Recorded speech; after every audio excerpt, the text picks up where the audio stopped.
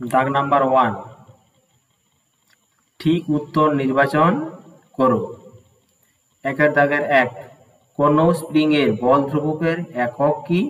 তাহলে কোন স্প্রিং এর বল ধ্রুবকের একক হলো নিউটন পার মিটার। তাহলে একের দাগের 1 ঘ, নিউটন পার মিটার। একের দাগের 2, গাঢ় ও উত্তপ্ত নাইট্রিক অ্যাসিড ও তামার বিক্রিয়ায় নাইট্রোজেনের যে অক্সাইড উৎপন্ন হয় তা হল নাইট্রোজেন ডাইঅক্সাইড, NO2। একের দাগের 3, কোনো বলকে খাড়াভাবে উপরের দিকে ছোঁড়া হলো, যাত্রাপথের সর্বোচ্চ বিন্দুতে বলটির স্থিতিশক্তি সর্বাধিক হবে। 2 দাগ, নিচের বাক্যগুলি সত্য অথবা মিথ্যা তা নিরূপণ করো। 2 দাগের 1, ব্যারোমিটারের পাঠ দ্রুত কমতে থাকলে বোঝা যায় যে নিম্নচাপের সৃষ্টি হয়েছে, সত্য।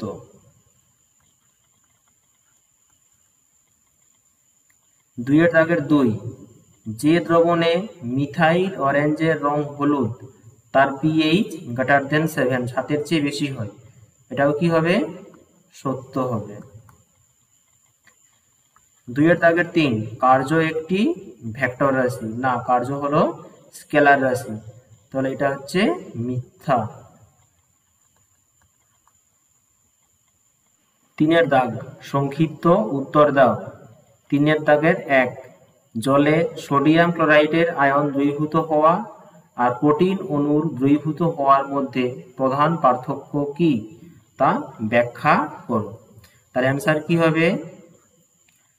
জলে সোডিয়াম ক্লোরাইড দ্রবীভূত করা হলে প্রকৃত দ্রবণ তৈরি হবে, আর জলে যদি প্রোটিনের অণু দ্রবীভূত করি সেক্ষেত্রে কি হবে? কলয়েড তৈরি হবে। জলে সোডিয়াম ক্লোরাইড দ্রবীভূত হলে প্রকৃত দ্রবণ তৈরি হয়, কিন্তু জলে প্রোটিন দ্রবীভূত হলে কলয়েড তৈরি হয়।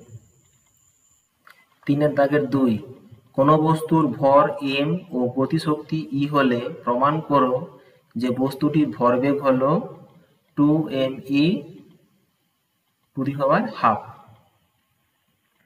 তো আমরা কি জানি? অ্যান্সার, আমরা জানি যে গতিশক্তি সমান কি হয় না, গতিশক্তি সমান হচ্ছে 12 mv², যেখানে m হচ্ছে বস্তুর ভর আর v হচ্ছে বস্তুর গতিবেগ। বাকি করতে পারি, এই 2 এর সঙ্গে e কে গুণ করে দিলাম, মানে 2e সমান কত হলো? mv²। এরপর এই সমীকরণের বোথ সাইড কি করব? m দিয়ে গুণ করব, তাহলে কি হলো? 2me সমান m²v², বা m²v² সমান কত? 2me, বা mv সমান কত? 2me²², বা বস্তুর ভরবেগ সমান কি হবে? 2me²²। বা কি বলতে পারি? ভরবেগ mv সমান হচ্ছে √2me। 4 দাগের 1, একটি জৈব যৌগে ভর অনুপাতে 0.031% ফসফরাস আছে। যদি ওই যৌগটির একটি অণুতে একটি ফসফরাস পরমাণু থাকে তাহলে যৌগের মোলার ভর নির্ণয় করো। দেওয়া আছে ফসফরাসের পারমাণবিক ওজন কত? 31।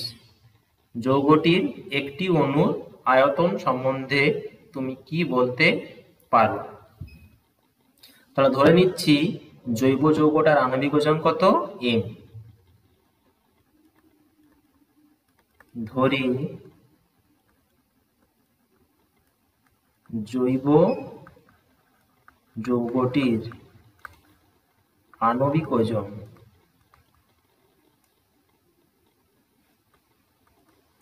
সমান m। সুতরাং গ্রাম আণবিক ওজন কত হবে? গ্রাম আণবিক ওজন কত হবে? m গ্রাম হবে, m গ্রাম। এখন কোশ্চেনে কি বলা আছে? যৌগটির একটি অণুতে একটি ফসফরাস পরমাণু আছে, তাহলে কি হবে? এই m গ্রামের মধ্যে এই 31 গ্রাম কি আছে? ফসফরাস আছে। তাহলে কি লিখতে পারি, তাহলে ফসফরাসের প্রথমে কি করতে হবে, শতকরা পরিমাণটা বের করে নেব। তাহলে কি লিখতে পারি আমি, n গ্রাম যৌগে, অর্থাৎ ওই জৈব যৌগটাতে যৌগে ফসফরাসের পরিমাণ কত, ফসফরাসের পরিমাণ হলো 31 গ্রাম। তাহলে 1 গ্রাম যৌগে ফসফরাসের পরিমাণ কত হবে, 31/m। আর 100 গ্রাম যৌগে ফসফরাসের পরিমাণ কত হবে, 31 × 100/m। তাহলে এইটি হলো, তাহলে এটা কি হলো, 31 × 100/m। এইটা হলো ফসফরাসের শতকরা পরিমাণ। আর কোশ্চেনে শতকরা পরিমাণ দেওয়া আছে কত, 0.031। তাহলে এই দুটো অবশ্যই কি হবে, সমান হবে।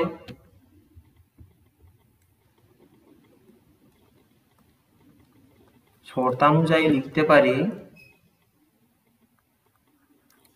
100 × 31/m সমানই 0.031, বা m সমান কি হবে, m সমান হবে 100 × 31/0.031 সমান 100 × 31/31। তার নিচে কত দিয়ে গুণ করলাম, 1000 দিয়ে গুণ করলাম, তাহলে উপর 1000 দিয়ে গুণ করতে হবে। 31 কেটে গেল, তাহলে কত হচ্ছে, একের পর 5টা শূন্য, এত গ্রাম পার মোল। তাহলে ওই জৈব যৌগটার আণবিক ওজন কত হলো, আণবিক ওজন হলো, তাহলে জৈব যৌগটির আণবিক ওজন হলো 1 লক্ষ গ্রাম পার মোল। 1 10 100 1000 লক্ষ, 1 লক্ষ গ্রাম পার মোল, অর্থাৎ 10⁵। এরপরে কি বলেছে, যে যৌগটির একটি অণুর আয়তন সম্বন্ধে তুমি কি বলতে পারো। তো এখানে ধরে নিতে হবে যে যৌগটির কি, এখানে ধরে নিতে হবে যে যৌগটি গ্যাসীয়। যদি গ্যাসীয় না হয় তাহলে কিন্তু কি, গ্যাসীয় পদার্থের এসটিপিতে আয়তন কত হয়, 22.4 লিটার। তাহলে এখানে যদি যৌগটি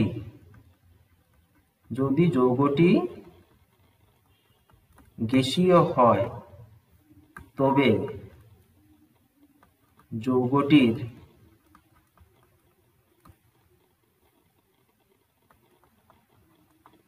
এক মোল পরিমাণের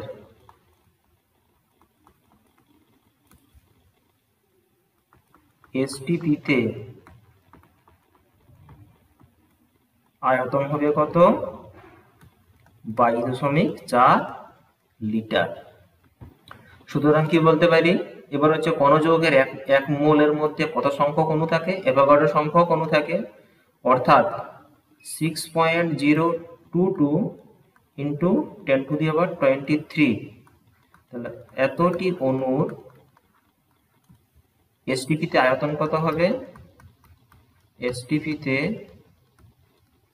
আয়তন হবে কত, 22.4 লিটার। তাহলে একটি অণুর এসটিপিতে আয়তন কত হবে, 22.4/6.022 × 10⁻23 এত লিটার। এটা ক্যালকুলেশন করলে কত আসবে, 3.72 × 10⁻23 লিটার। তাহলে এসটিপিতে একটি অণুর আয়তন কত হবে, 3.72 × 10⁻23 লিটার। কিন্তু ধরে